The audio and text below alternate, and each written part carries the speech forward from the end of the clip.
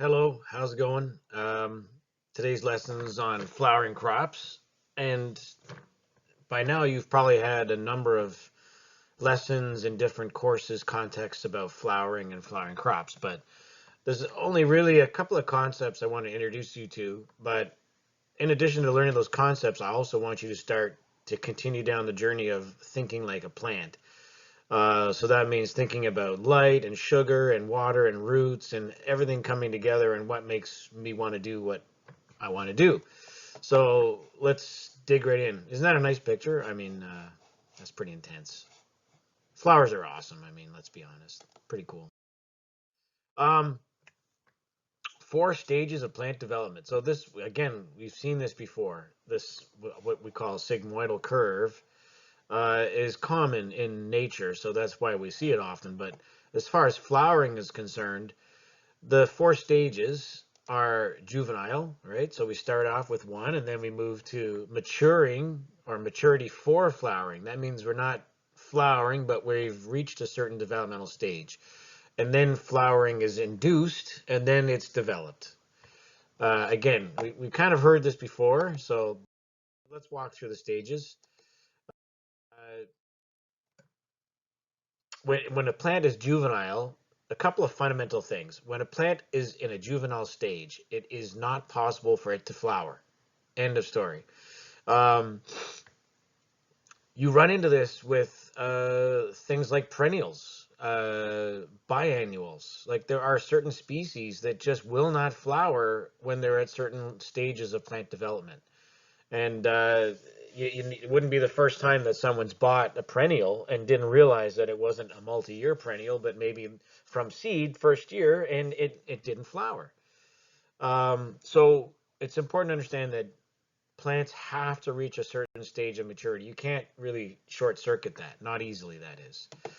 Um, then there's, you know, unusual examples. This I bring this one up because it's interesting, and I grew ivy at a time. But so this is your classic ivy on the left here, what you would expect to see if you're looking in a bed of ivy in a garden. But this is when it's mature, and interestingly enough, you don't often see ivy in a mature state. It takes many years and certain climatic conditions, but eventually it changes, and you can see the change in the leaf shape. It's more of a teardrop shape, and look at that, we've got clusters. uh, there's a couple of really old ivy vines in Niagara on the Lake. If you walk around the neighborhoods there, you guys are probably too young for that, but hey, when you're my age, you do stuff like that. Anyways, there's some mature ivy on a hydropole in one of the neighborhoods, and it's flowering every summer. It's just beautiful. um, I'm going to be the advocate for ivy because a lot of people want to rip it out all the time. But, you know, it's it's a poor man's ground cover, man. I love it. It takes over everything. So it's nice. Uh, so we have this idea that it has to mature to a certain point before it will flower, right? Once you get to a point where it can flower, we move to flower induction, right? So this is where meristem in the plant starts to make flowers in the very beginning of what we call the generative phase. Um, and then, of course, after that, it's straightforward. Your flower grows, buds expand, petals come out, all that stuff. But this is that sigmoidal curve of growth that we're looking at. Um, so let's look a little more detailed. During the juvenile phase, where plants will not flower, right? There is nothing we can do. No matter what we do to them, they will not flower. And interestingly enough, there are some plants with really, really short juvenile stages. Petunias is one of the shortest. So from seed to first flower could be 21 days. That's evidenced by this pot here, right? Look at that. It's got a full flower. The plant's barely gotten going. So that's pretty quick. Sweet alyssum, 35 days. That's pretty quick. It's a smaller plant, so maybe it seems a bit easier to wrap your head around. Uh, Impatience, all over the map. It's crazy. I think 80 days falls into more of the more exotic double type impatience and stuff, but as little as 35 days and as much as 80 days. Then we get into crops like flowering bulbs. Now, you may not realize that from seed, you're looking at 5 to 8 years before a bulb actually produces a flower. Now, truthfully, growing from seed is generally only done by bulb breeders.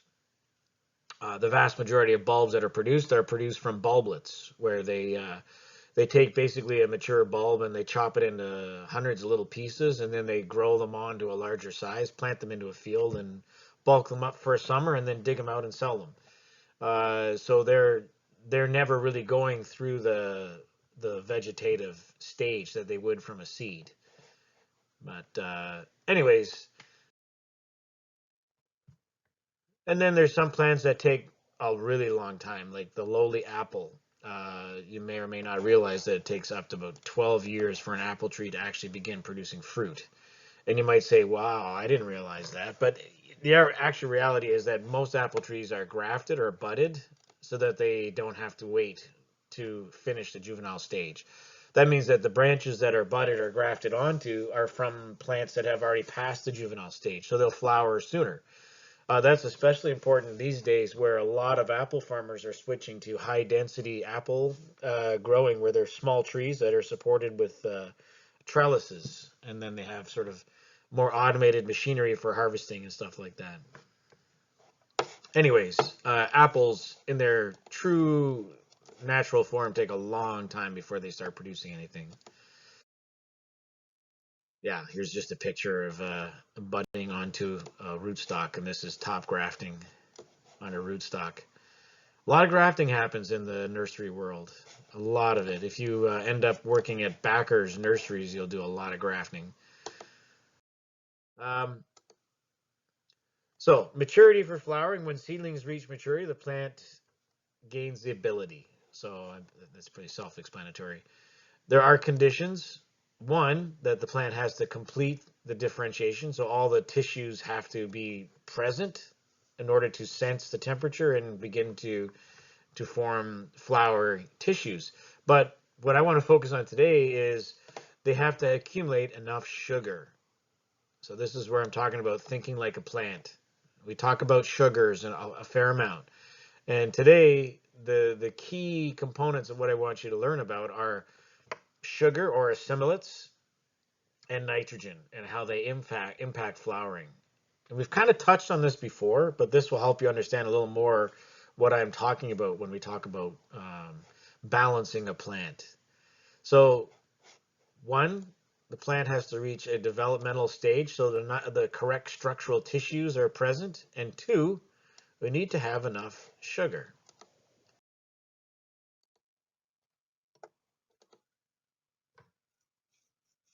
So there are also temperature changes that play a role, right? There's photoperiod, which we've covered before many times, and then lastly, carbon to nitrogen ratio. So let's look at that. So carbon refers to sugar. So remember, sugars are made of basically carbon and hydrogen. So that's why they're called hydrocarbons.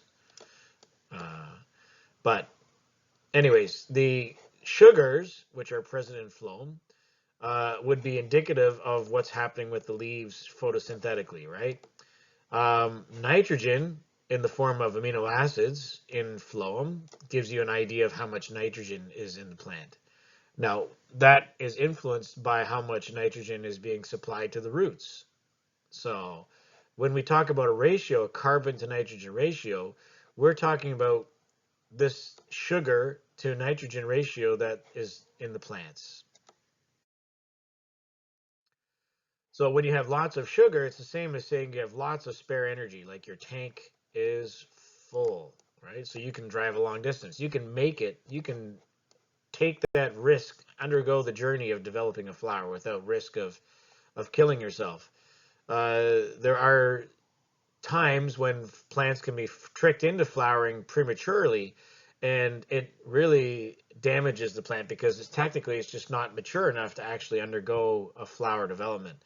Um, I've seen cannabis growers experimenting with flowering out short cuttings very quickly, and they'll learn very quickly that you can certainly make anything flower under the right photoperiod, but if it doesn't have enough of a plant mass, that carbon to nitrogen ratio, the flower that develops will basically cannibalize the rest of the plant, and it becomes very, very weak and sickly.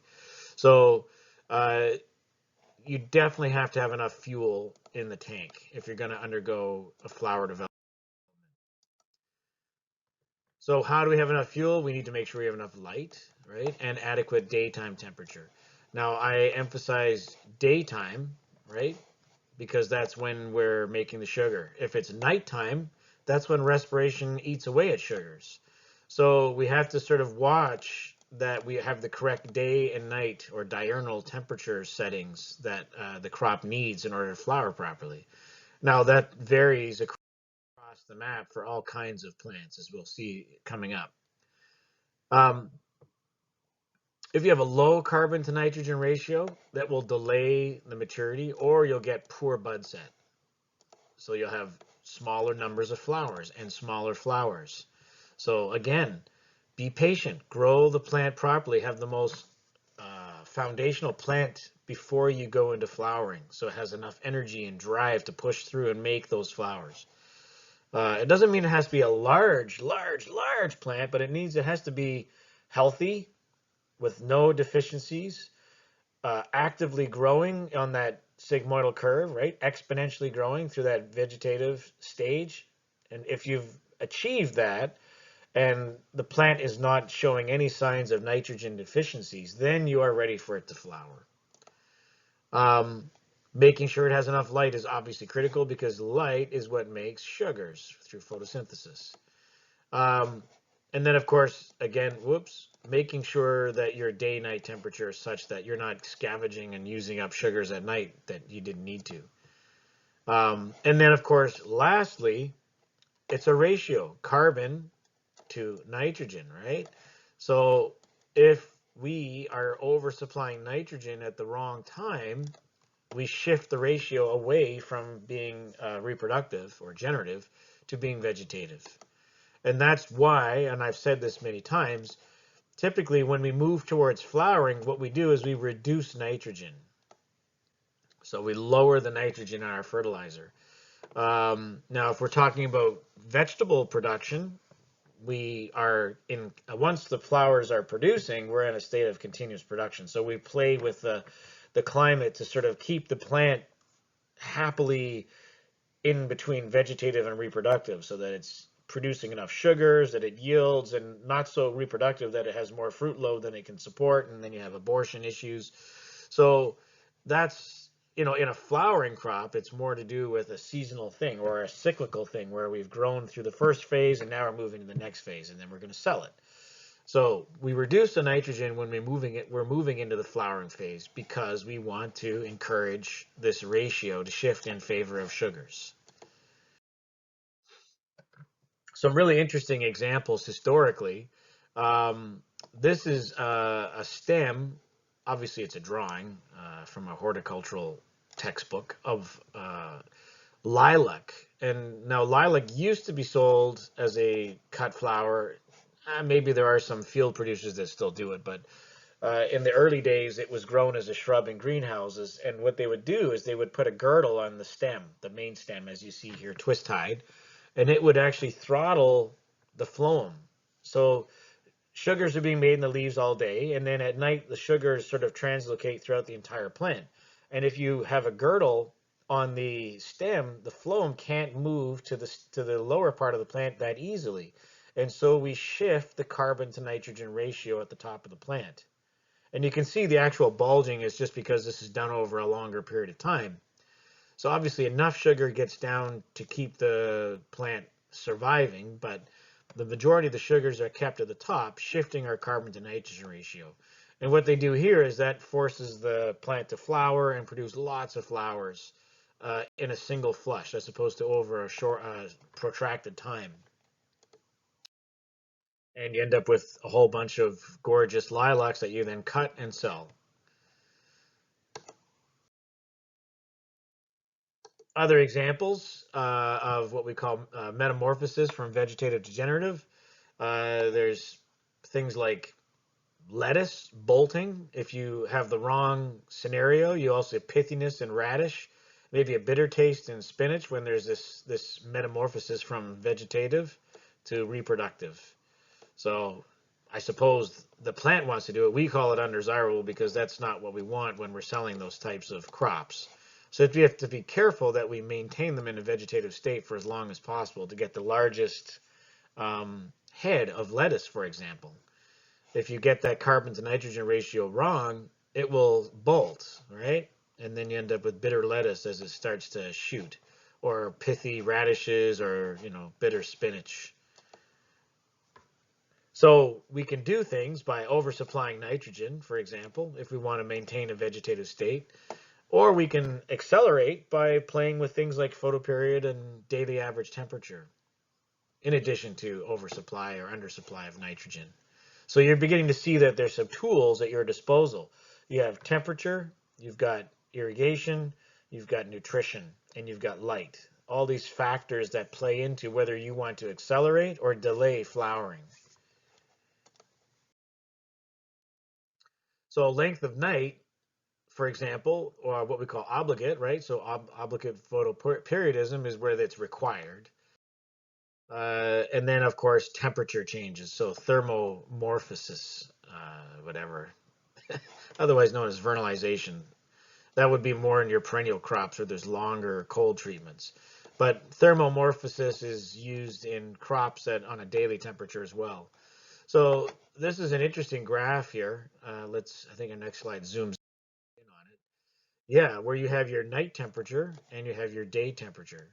And it's interesting that on the 45 degree where your day and night temperature is identical, majority of the plant species are in favor of a warmer day. But there are actually a few that prefer in reverse, which is really kind of interesting. Now, interesting that sequoia and Pinus ponderosa, which are both native to sort of the western mountainous regions, similar climates, uh, prefer a warmer night versus a colder day. And you've got to think, like, how common is it for that kind of a scenario to occur? Um, and seasonally in mountainous areas, this can happen with temperature inversions and whatnot. Uh, but also keep in mind that these trees don't flower as frequently. They are a fascinating species. But yeah, Pinus ponderosa. It looks a lot like a red pine, but they're way bigger and straighter. But beyond that, you should talk to Wayne, not me. I'm not a tree guy, but I mean, I do like sequoias. But anyways, looking over on the normal side, we have things like viola, ageratum, zinnia, coffee. Uh, those things we're familiar with. And generally speaking, the vast majority of plants fall on the side where your day temperature is warmer than your night temperature. But I just wanted to highlight that there are exceptions.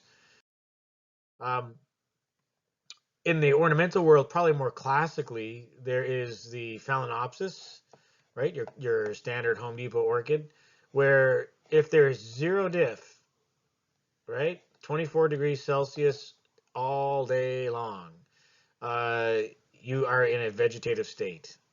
So if you go to Cosmic Plants and you tour the greenhouse, you'll see that the back half is where all the orchids are vegetative. And once they've reached a certain mature stage, right, going back to what we first talked about, they've passed through their juvenile stage and they've matured and they're ready for flowering, which has enough sugar reserves. Typically, they go by the amount of roots that are in the pot and the size of the leaves. Once they've reached that stage, they move the plants into another part of the greenhouse where the temperature has about a 3 to 4 positive diff, 3 to 4 degrees Celsius, and they very quickly produce spikes of flowers.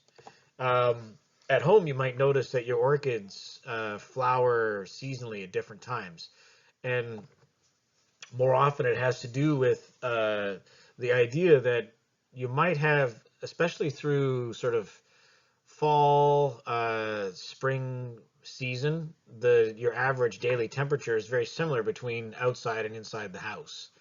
When then you head into the fall, especially if you put your orchid near a window, let's say, during the day it can be warm, but at night it gets quite cool from the window, and you'll actually produce spikes and start producing flowers again. And of course, you should give an orchid a break, right? If you just constantly have it in a state of flowering, you're going to be pulling the sugars constantly. Just think back to what I'm talking about with the plant having enough sugar reserved to support a flower. If you push an orchid into flower constantly without a break, it's going to either die or it will just abort the flowers because it has no more energy for them, and then go dormant for a period of time where it builds up the sugar again. And then, when conditions are correct, produce another spike. So start to think like a flower, and it makes some sense, right? So thermomorphic, that's where plants induce flowers after exposure to temperature patterns. Um, Another interesting one is the lipstick plant. Another one of these sort of standard household tropical plants that are often grown in little hanging baskets. They're a pretty plant. I grew them for a little while. Ascananthus. They stay vegetative when there's a very large positive diff. So 12 degrees Celsius or more. That's a pretty big diff. So they won't produce flowers until the diff actually reduces. Uh, so another twist on that example. So here I want to go through cyclamen as a sort of scenario crop. Um, they're juvenile, obviously, after germination, and they develop around 5 to 7 leaves around a central corm. And those are vegetative buds that form at the base of each leaf. They don't actually form flowers. Um, Once they form 6 to 8 true leaves, then the plant starts to form actual buds at the leaf axis. The buds form very early. They don't develop, but they form an initial bud. The development and unfolding the flowers depends on a whole bunch of things like temperature and genetics. This is a nice diagram showing your leaf 1, and then there's 2 and 3 and 4 as you go around the circle. And then suddenly you'll start seeing red dots. That's the leaves where there's actually a formed flower at the base of the leaf axis. So you get the idea that it's spiral, right? The new leaves are always forming in the center. Here's a close-up of these flowers that are just sort of forming at the base, sitting there dormant, waiting. Uh, so they initiate very early, and then they develop slower than the leaves, right? So when the plant's mature, it has enough sugar and the climate conditions are right, then the flowers will begin to enlarge and shoot up above the foliage. So how does that happen? So we're looking at an 18 to 20 degrees daily average temperature. Fairly cool. Remember, this is daily, so this is a combination of your day and night temperature. With colder average temperatures, the leaves develop slowly, and of course, flower development is slightly less in this context. So we have a situation where when you grow them really cold, the leaves end up very small, and the flowers shoot way up over the leaves, which it can be good, but it can also mean that the canopy is too small. With warmer temperatures, leaf development accelerates, and then, of course, flower development can slow down. So you end up with too much canopy, and the leaves are buried in the leaves, and the flowers are buried in the leaves. So what we're getting at here is that the grower has to use the daily average temperature to manage the cyclamen properly. So in the middle is what we call a marketable cyclamen, where it has an appropriate size foliage for the pot. Like here, look at this little pot and massive foliage around it. That was a terrible pot. Uh, and then on this side, it's just tiny, right? There's almost no leaves. So as a cyclamen grower, they have to control the development of leaves and the flower canopy. And then of course they have some influence over flowering, but it's mostly related to the temperature. So all they can do is sort of regulate the leaf growth so that it doesn't overwhelm or underwhelm the flowers. What that usually means is that in the summer, they have to restrict canopy size, trying to cool and shade the crop. And in the winter, they have to add some heat to push the canopy size so that it's not too small. And then, of course, you have your right balance. So I'll finish up by just briefly talking about poinsettias. where we've talked about this before, growing on the cool side uh, keeps the plants fairly compact, gives you good color in your bracts. There is a trade-off though. If you grow too cold, your bracts end up being too small and lost in the foliage, as you see in the picture on the right. Whereas if you grow warm, you end up with large bracts that protrude above the canopy and display a real beautiful um, flower for all intents and purposes. But the trouble is, as with all things, there's a price to pay, right? As you grow warmer to have larger bracts, they also become softer and more prone to things like botrytis. So you get edges where you get fungal infection, browning, and stuff like that. The leaves, the bracts are soft. They don't have quite the shelf life when a retail store, et cetera, et cetera. So there's a happy medium to growing poinsettias so that they have a good balance between bract size that is, not too small but not so large that you have other issues, sagging and botrytis. Now, at the college, we're always challenged because we grow so many different kinds of poinsettias in the same room. In a larger facility, you have different cultivars in different rooms where you can sort of tweak them according to their genetics. So you can see in our poinsettias that there are some varieties that the bracts are a little more buried than other varieties, and that's not really our fault necessarily because there's just different varieties and all growing into the same daily average temperature.